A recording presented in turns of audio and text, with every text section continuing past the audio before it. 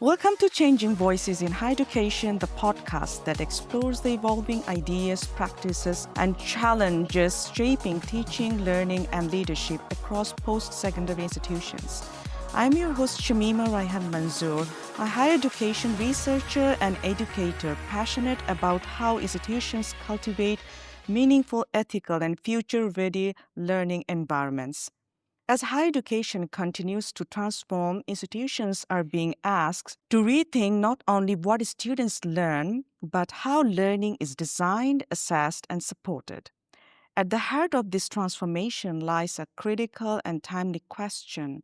How do we foster academic integrity in ways that support learning rather than simply enforce rules? Academic integrity has long been framed as a matter of compliance and punishment, yet research shows it cannot be sustained through fear alone. A 2022 National Association of Secondary School Principals (NASP) article highlights that integrity supports meaningful learning, accurate assessment, and lifelong ethical development, not just the prevention of misconduct. Beyond the classroom, scholars from the International Center of Academic Integrity emphasize that students who practice integrity are more likely to behave ethically in their professional lives. In an era shaped by generative AI, building a culture of integrity through intentional learning design is essential for both academic and societal impact. In today's episode, titled Cultivating Integrity on Campus, we explore this shift from policing to pedagogy. We will examine what it means to design learning environments that promote integrity by default, how institutions can move toward developmental and educative models, and how emerging technologies, particularly generative AI, are reshaping the integrity conversation in profound ways. This conversation is especially timely as institutions navigate post-pandemic learning environments, increased academic pressure, and rapid technological change. Questions of integrity, trust, and responsibility are no longer peripheral. They are central to the future of higher education. That brings us to today's guest. Dr. Cory Scurr is the Associate Director of Academic Advising and Academic Integrity at Conestoga College, where he has spent over 7 years leading institutional efforts to reframe academic integrity as a core teaching and learning priority rather than a compliance issue. Dr. Cory leads a dedicated team supporting faculty, students, administrators through consultations, professional development workshops, and resource development. He is also the creator and lead facilitator of Conestoga's micro-credential on academic integrity, an innovative initiative designed to build institutional capacity and shared understanding. Cory holds a PhD from Wilfrid Laurier University, brings more than a decade of experience in higher education as both an educator and administrator, and currently serves as the chair of Academic Integrity Council of Ontario. Dr. Cory, it's a pleasure to have you today. Welcome to Changing Voices in Higher Education. Thank you for having me. Dr. Cory, you have spent more than a decade working across teaching, advising, and institutional leadership, and I would love to start there. When you look back over your career so far, how has your own understanding of academic integrity evolved over time?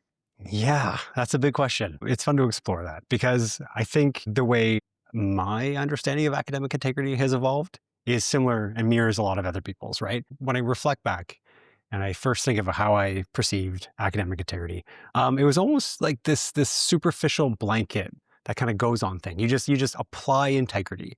It's don't do this, don't do that, make sure you do this, make sure you do that, right? Over time, it's really changed insofar as my recognition that it's not something that you sort of tack on to a course or you tack on to people's understanding. It's actually something that has to be woven in to the fabric of teaching and learning.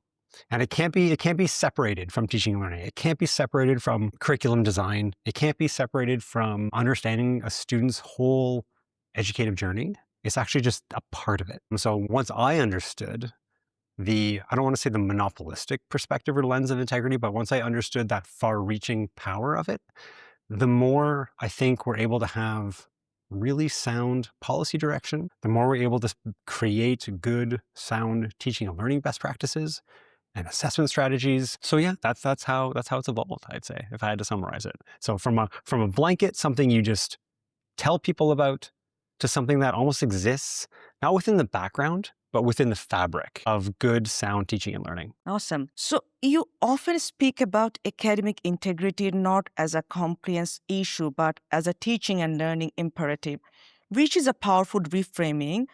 What does that shift look like in practice at Conestoga College, especially for faculty and students who may be used to more traditional approaches? Yeah, great question. So I will throw out there that I wasn't the one, by no means was I the one to come up with, shifting the view away from a compliance to a teaching and learning imperative. I would suggest that was Tricia Bertram-Gallant, and I believe 2008, published this brilliant work on, the academic integrity imperative.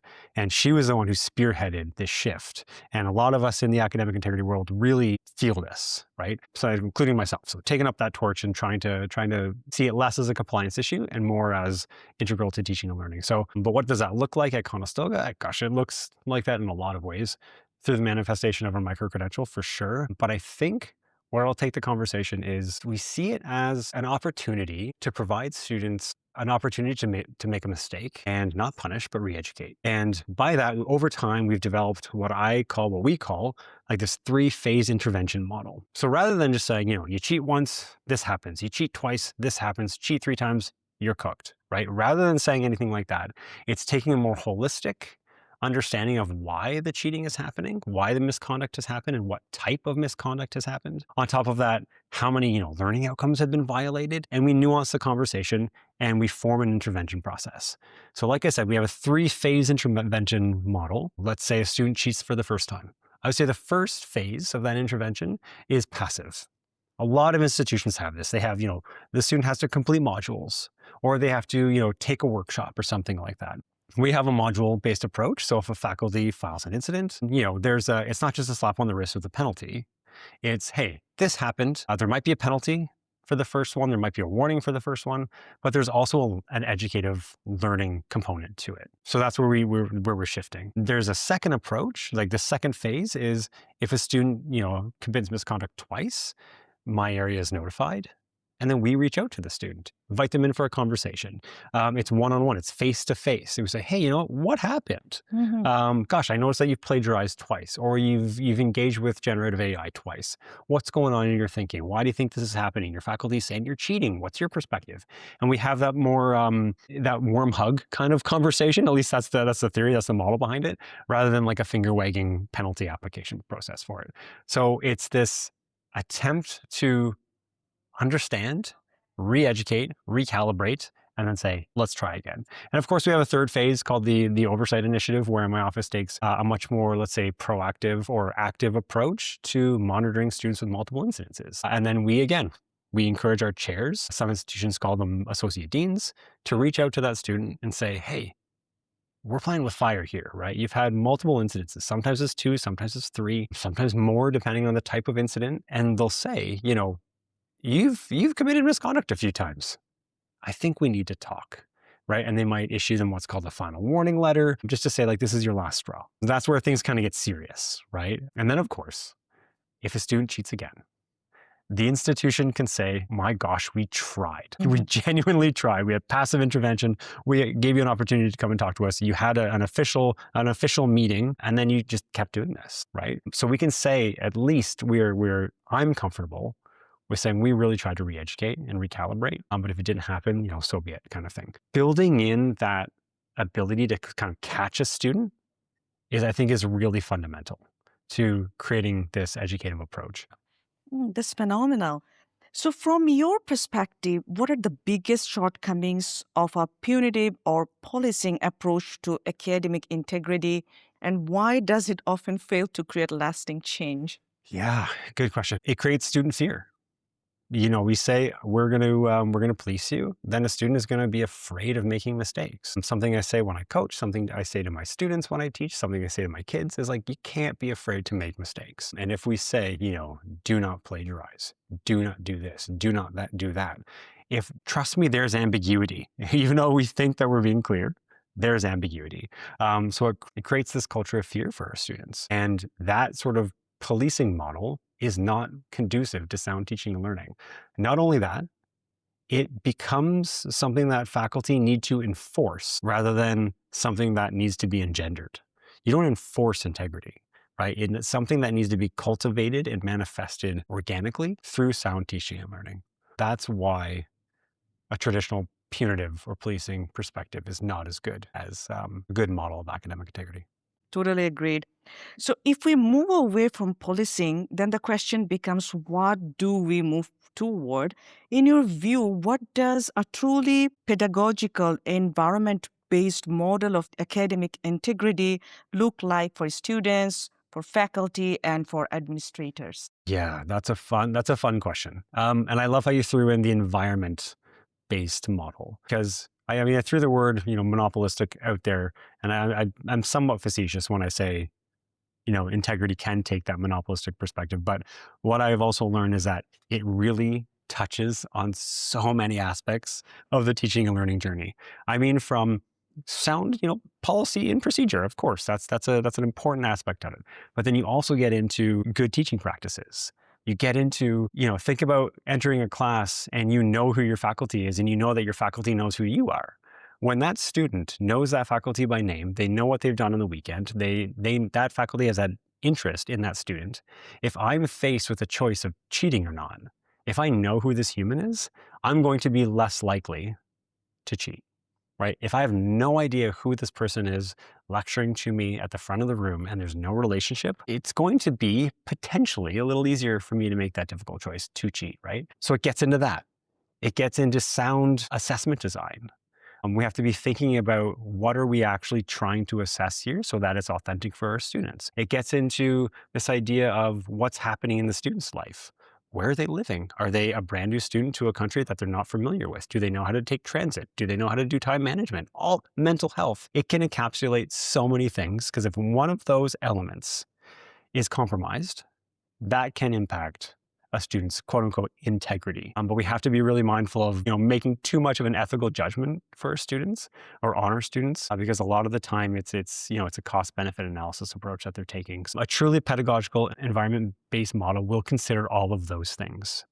Foremost, it will consider assessment design and good teaching practice, in my opinion. Some might say we have to think about the student living condition, the student's headspace as a student. But I think if a student enters a classroom and they're feeling inspired, that's where we start. So a holistic approach is how we create a truly pedagogical model of integrity. With that, I would like to touch with another aspect, like you were talking about the environment that where the students like their accommodation, because actually this practice, when we talk about academic integrity, students, they study, they go back home, they have their classmates living around them, and sometimes they are busy with maybe doing some part-time jobs and they don't have time to spend, on assignments. And it obviously triggered them to, to copy and plagiarize and just getting the answers from the friends, missing classes.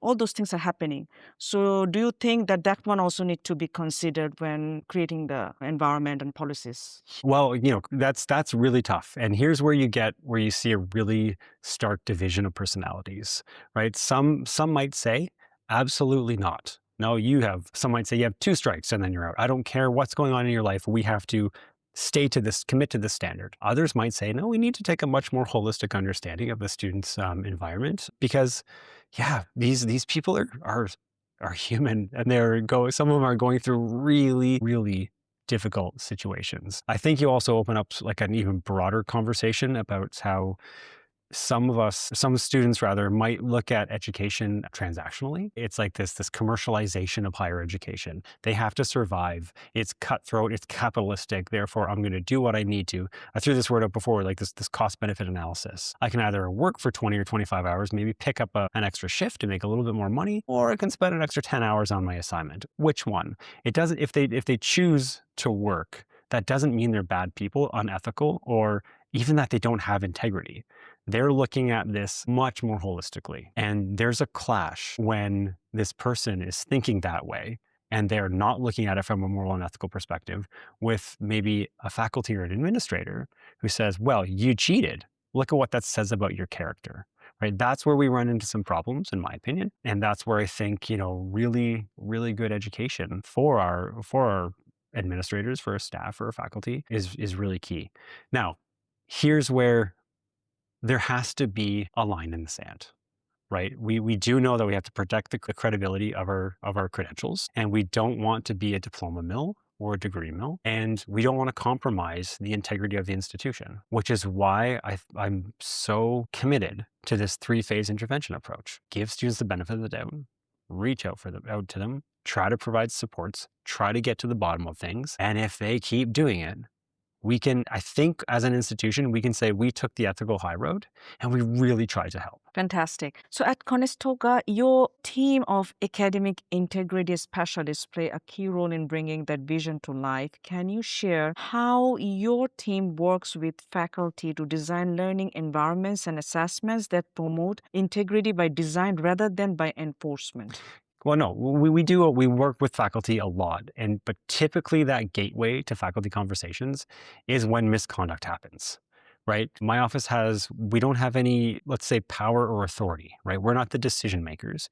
We're consultants, and we can make recommendations. That includes things like, assessment reconsideration. However, it was the area of teaching and learning and some of our faculty experts who really kind of drive that. But of course, we work with all of those areas. So I would suggest that we're a really good catalyst and a good springboard to, maybe call assessment design or learning outcomes into question. And of course, we do it strategically. We don't say, like, this is a bad assignment, you need to reconsider. We would never say something like that. We just probe and ask questions about the intention of the assignment, the learning outcomes, how might Gen AI or other tools and technology undermine this, and try to precipitate a reconsideration of those assessments for the faculty.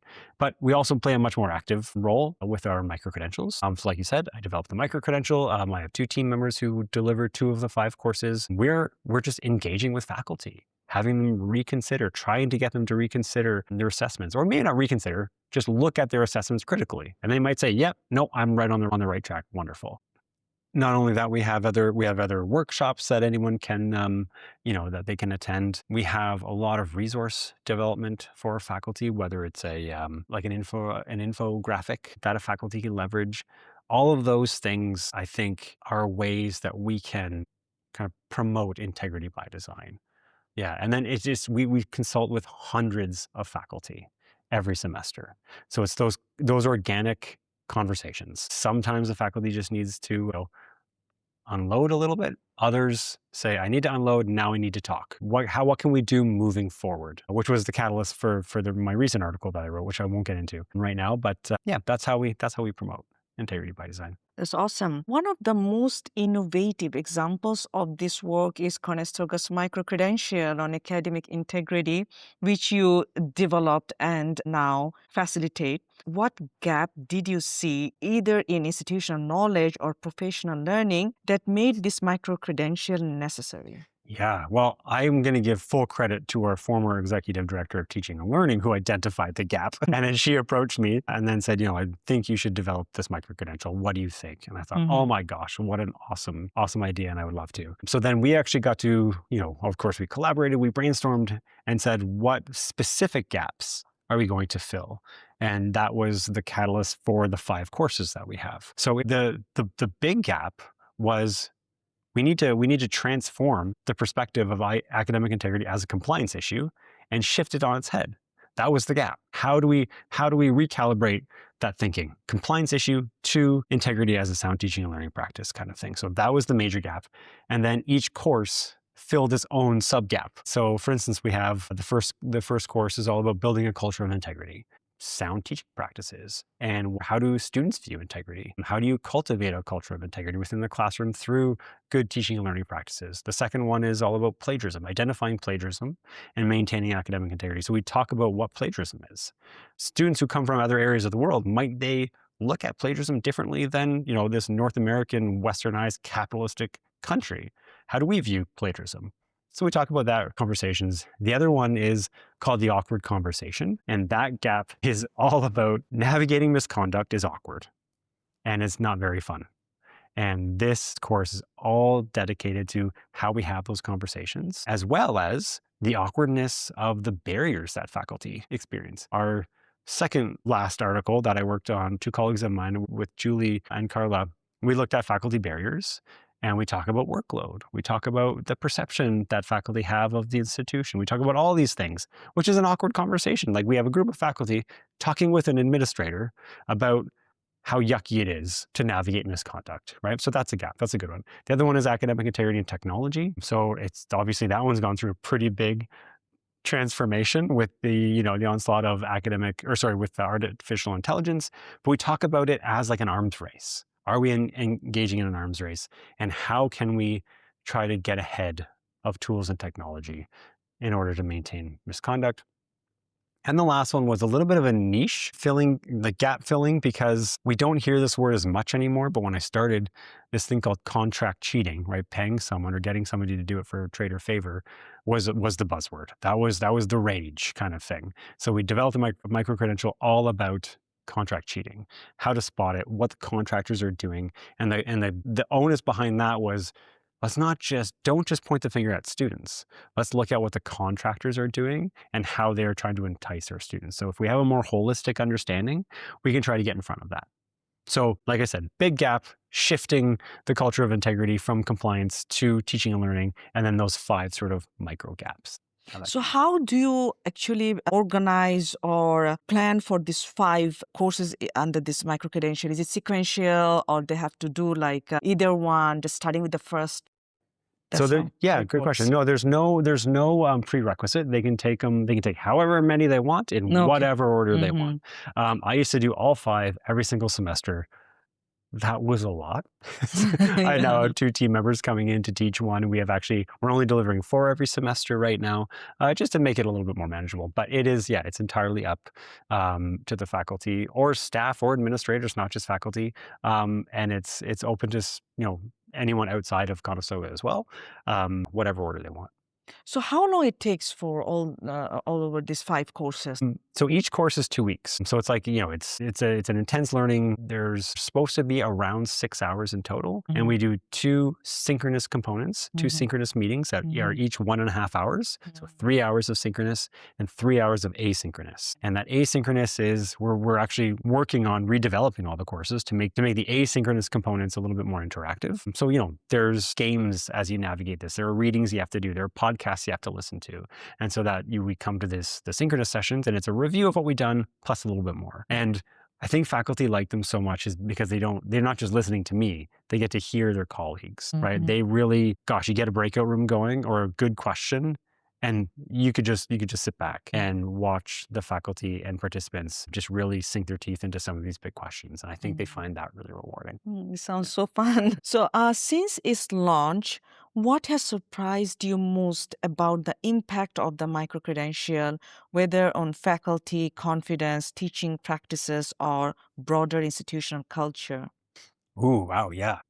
In terms, I'm a little bit hesitant to say the exact impact because I don't have actual hard data to say, here's how the micro-credential has transformed Conestoga. But I can speak to it sort of anecdotally. And then we hear conversations, or a faculty will come to you with a conversation, or they have a problem and they say, I took this course. Remember, Cory, I was taking your course last semester or last year, whatever, and it's really making me think differently about this problem. Well, faculty are talking about it. And I do think that they've said that it's transformed how they look maybe at a problem right now. For instance, a good example is, I used to take this so personally. I used to take misconduct as an insult to me, right? So there's also a correlation between how long a faculty is taught and how personally they take it. But a lot of faculty will say, just having that conversation, knowing that it's not just happening to me. A student might have not have, they're not trying to be nasty. It's sometimes a product of their broader situation. It allows them to be, I'd say, more compassionate. That's suggesting that they weren't compassionate before. They just don't take it as personally. And as a result, they can deal with it and navigate it in a much more educative perspective or educative way. I think that would be the biggest impact. Zooming out beyond Conestoga, you also serve as chair of the Academic Integrity Council of Ontario. From that provincial vantage point, what common challenges are institutions across Ontario grappling with right now when it comes to academic integrity? Yeah, and you asked that question at a really interesting time when higher education is struggling, broadly speaking. But yeah, we do see there are some consistent ongoing trends that we've noticed. And one of those I would suggest is buy-in from some senior leadership. I have to caveat, our senior leadership has been absolutely amazing. In fact, the one who hired me in this role, she is now in a senior leadership role. So it's like, I got really lucky from the people who support us. But I do hear from other colleagues that just getting senior leaders to listen to the importance of this has been challenging. I'd say that's one of the challenges that institutions experience. I also think this notion of siloing, feeling like they're siloed. And this is not just academic integrity. We hear this from curriculum and from institutional quality and from teaching and learning. They feel like they're siloed when, like I said before, in the classroom, the understanding of academic integrity needs to be woven into the fabric of an institution. So trying to break free of that silo and showing where they can overlap with other areas has been a challenge. Another one is just people power. You have an institution with however many thousands of students and hundreds or thousands of staff and employees, and they have one integrity person. Mm-hmm. And they're like, what am I supposed to do with that? I'm like, well, there's still lots we can do. However, I understand your challenge. So people power is a good one. And of course, the next answer is navigating Gen AI. How is generative artificial intelligence impacting integrity? So I'd say those are the 4 big trends that ACO is experiencing right now. Yeah.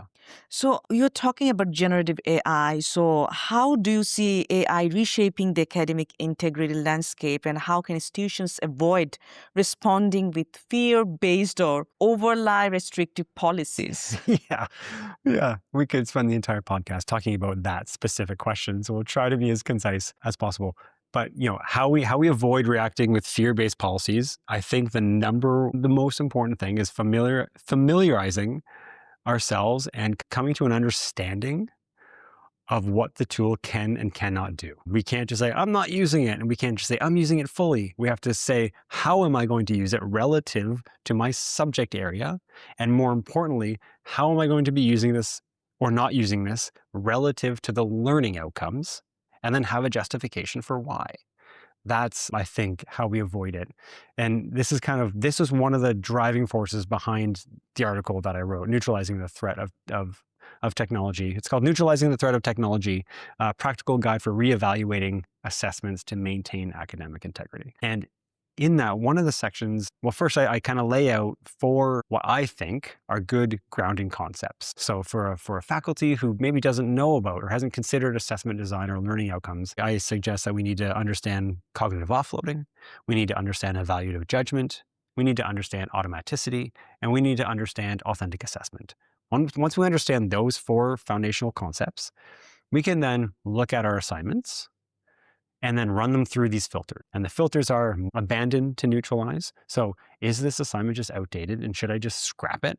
Like, it's okay to say this assignment is no longer any good for these reasons. Should I abandon it? Or do I need to monitor? Maybe it's a really good assignment and, something like automaticity or the ability to do something automatically without, a lot of cognitive load. How important is that? And if it is really important, then we need to watch our students doing this. It's okay to need to watch our students. That we're not Orwellian, right? It's okay to have to watch. And if that's paramount for the learning outcomes, then we need to come up with an assessment in order to do that. And of course, the last one is enhance to neutralize, and embedded in that is adopt to neutralize. Should we adopt this quote unquote or ostensible threatening technology in order to neutralize this ostensible threat that it's causing? But in order to do that, particularly with Gen AI, we need to know what or how that technology is threatening the assignment. And I think what we need to do is understand the breadth and depth of this tool. So not only does it just create something, right? It can also do quote unquote research for us, right? Research. You say, go and look this up and it'll do it for you, whether it's good or bad or made up, who knows? It can also write you something and create something. We also need to be testing or deciding whether or not our students need to know how to properly prompt engineering. Is that the learning outcome we're going for? So not just looking at Gen AI as just this broad tool, it's looking at the components and all the various outcomes that this tool can produce, and then hone in on that. That's how we avoid reacting with fear-based policies. And that was the driver behind that article. And I try to outline that and give that for faculty. Awesome. Based on those experiences, do you see meaningful differences between global perspectives on integrity and Canadian approaches, or are institutions facing similar tensions worldwide? Wow, yeah. I mean, yes and no. I think immediately of Ireland because they have what's called the National Academic Integrity Network or NAIN. And I think of them because they actually have a national body who considers integrity within a higher education framework. Now, juxtapose that with Canada, and we are obviously provincially governed. Our higher education is provincially governed. So it's a lot more difficult to have any sort of national influence on the direction of this. So I see a lot of differences there insofar as how we are institutionalizing and taking an actual national approach. But then we can go in another direction with that. We can actually look at this conception of what integrity is. And what's infuriated, I'd say, academic integrity practitioners the most is when they hear certain people say, groups of people from this area, they don't have integrity. They just do this. And that is just not true, right? When you think of, and in one of the micro-credentials, I make the case and I try to draw an example on considering something like table manners. Everywhere you go in the world has a specific set of table manners or manners that you bring to the table when you have dinner. Some might expect you to leave a little food on the plate as a sign of respect for your host. Others might expect you to, clean that plate so it almost looks like you can put the plate back in the drawer without cleaning it. Mm-hmm. Which one's right and which one's wrong? Obviously, neither of them are right or wrong. They're just different. Same thing with, this concept of honor and respect. Same thing as with integrity, right? Culture. I'm speaking pretty assertively. I assume, and I think most cultures have this conception of what integrity is, but how that is manifested and the expectations of how you display integrity changes depending on place and time, right? So understanding that is really key for educators. So they're not making a moral and ethical judgment about people who come from a different educational background. It's not to say that we let things go and say, well, they don't think that that's cheating in X part of the world, therefore we allow it here. That's not to say that. It's to say that we have to educate our students who do come from different places of the world. Say, oh, by the way, these are the expectations and this is why. And here are all the tools that you can use to demonstrate to demonstrate that conception of integrity. So that's a big conversation, ongoing conversation. Yeah. Totally agreed. Many of our listeners are senior leaders, deans, and directors who want to move their institutions forward but aren't always sure where to start. What advice would you give to leaders hoping to shift their campus from a disciplinary mindset to a more developmental, learning-centered approach to integrity? Yeah. I'm sure it's easier said than done, but break down silos. Don't compartmentalize things like academic integrity, curriculum, teaching and learning, quality institution. These areas, while they might not be one department or one area, there needs to be a lot of overlap. So I would encourage the facilitation of that overlap. And here's a great example. We collect our academic misconduct data. Right? We can go so granular. We can look at one course over the course of however many years. We can look at a program. We can look at a school. We can look at the entire college. We can leverage that academic integrity data. So I would suggest start there, right? If a senior leader is saying, well, how do we do that? I would say start with the academic misconduct data. Identify a quote unquote problem area. Is there a department, is there a program, or is there a particular course that the data shows that there's, a lot of cheating happening? Get your data, hopefully you're collecting things like what type of cheating is happening. Do you have a category for that? Do you have a subcategory to that? What types of penalties are being applied? And then you can work with teaching and learning experts. You can work with those faculty. You can work with curriculum quality to say, how can we reconceptualize this course so that we are trying to mitigate or be proactive so that cheating doesn't occur so much. And so breaking down the silos, I think, is what I would say to senior leadership. Yeah. So having that ecosystem in the institution, which will have that kind of touch points, so it might not get the chance to, spread over. So what I feel that when it comes to onboarding a session for the faculties, new faculties, or maybe the new students, so from day one, if they know that, yes, the culture is there, and then it will be much more easier rather than having it at the end, like when people finishing the semester or finished maybe 1 or 2 semesters, then they don't feel this the new thing. It's a part of the culture itself. Yes. And I always say, I think academic integrity is done well when we don't know we're consuming it, or we don't know what's happening. It just manifests, right? Just like when I say, to faculty, when I teach my kids a new game, right? If we break out a brand new board game, the first thing I say is, now, the first thing you need to know is not to cheat in this game. And they'd be like, what? Why are you telling me that, Dad? But if I say, oh, here are the reasons why it's such a good game, I explain the rules, we go together, we build each other up.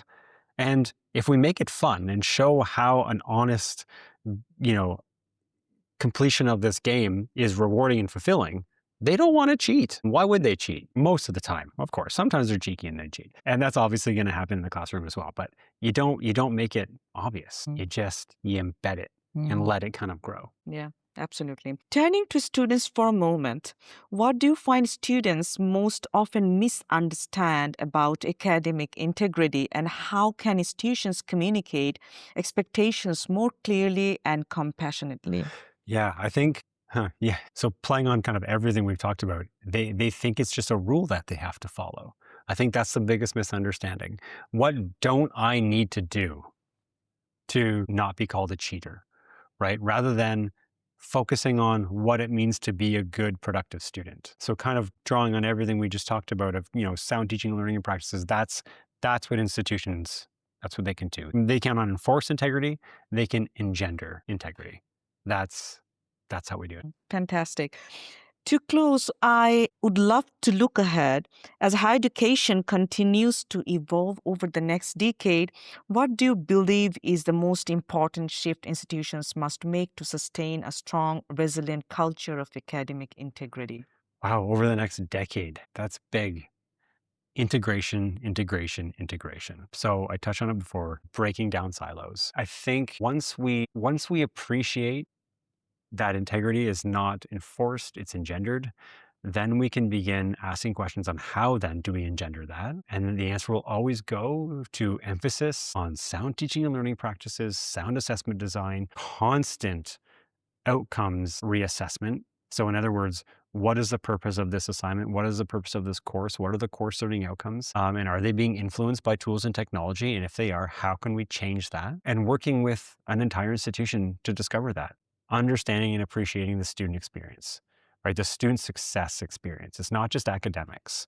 And if we only look at academic integrity or even academics from a purely academic standpoint, we're missing at least half the equation, because students don't just look at their life from an academic lens, right? I think I reflect on myself as an undergrad, and I had school to think about. That's it.